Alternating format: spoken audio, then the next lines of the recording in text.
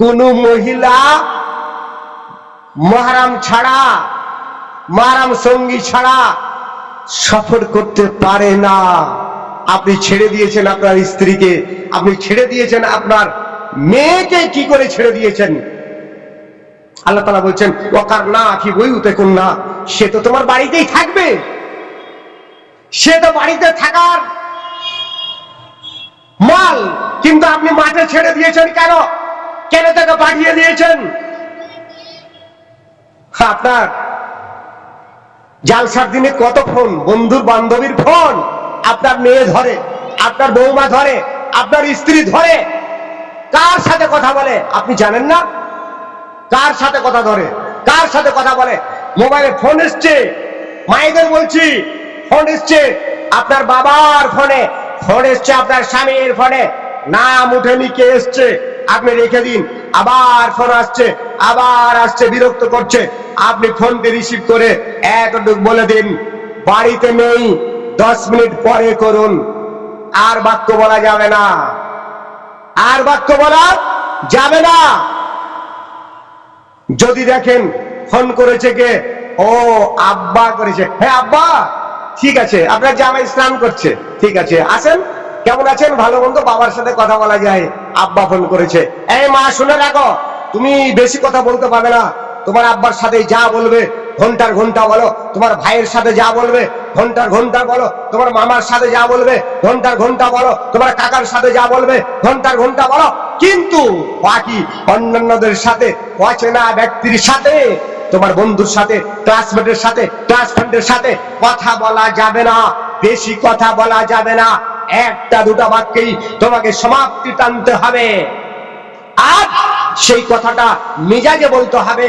আল্লাহ তাআলা বলেন ইনিত্তাকাইতুন্না ফালা তাখজানা বিল কাওলি, তোমরা যদি পরহেজগার হতে চাও, পাপ থেকে বাঁচতে চাও, তাহলে কোমল ও আকর্ষণীয় ভাবে কথা বলো না। কে গো, কি ব্যাপার, কোত্থেকে বলছেন, কি, কাকে চান, এই যে কথা, এইভাবে মায়েরা বলতে পারে না, এটা বন্ধ করতেই হবে। কেন?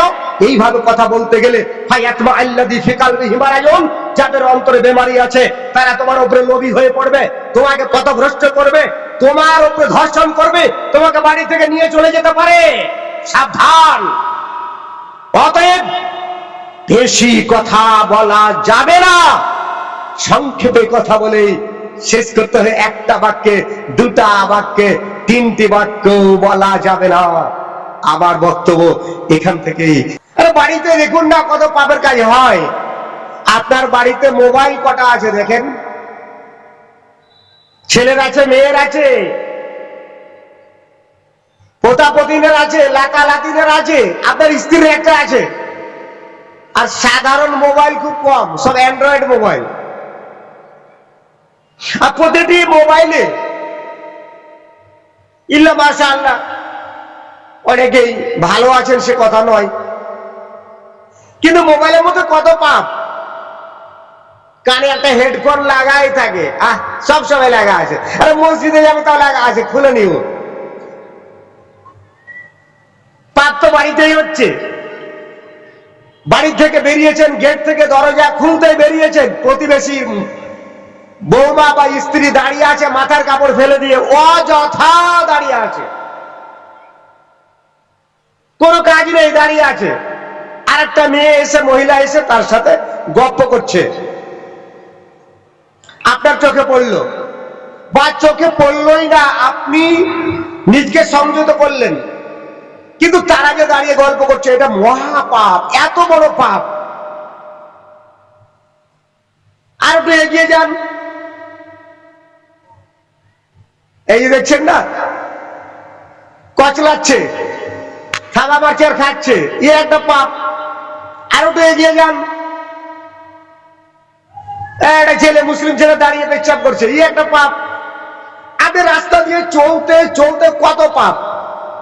আর একটু গিয়ে চার দোকানে দেখেন, গল্প গুজব করছে, গিবত করছে বসে বসে, কোনো কাজ নেই, আর চা খাচ্ছে বাম হাতে।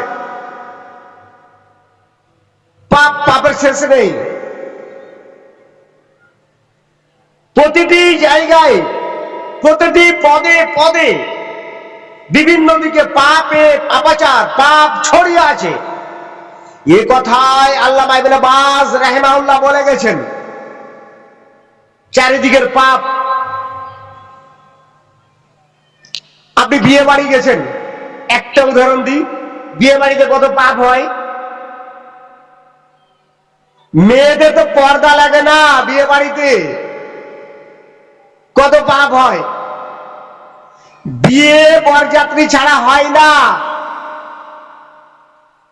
সেখানে আপনি গেছেন। ভিডিও ক্যামেরা ছাড়া বিয়ে হয় না, সেখানে আপনি গেছেন। শতকরা 2-4টা বাদে ফোন ছাড়া বিয়ে হয় না, সেখানে আপনি গেছেন। আর কত নিবেন? পাপের শেষ নেই। নতুন বউকে বসিয়ে স্টেজ করে উপঢৌকন দিচ্ছেন আর নিচ্ছেন, নোট করছেন, লিখছেন, প্রায় বিয়েতে হয়। পাপ কত নিবেন আপনি? মসজিদে ঢুকেও দেখবেন পাপ। মসজিদে সালাত আদায় হয়ে গেছে, তাসবিহ তাহলিল করুন, নইলে বেরিয়ে পড়ুন। বসে বসে গপ্প করছে, ধানগুলো কেমন হয়েছে, ফসল কেমন হয়েছে, বাড়ির গল্প, মাঠের গল্প, বাজারের গল্প মসজিদে করছেন। এ কত বড় পাপ! কোথায় পাপ নেই?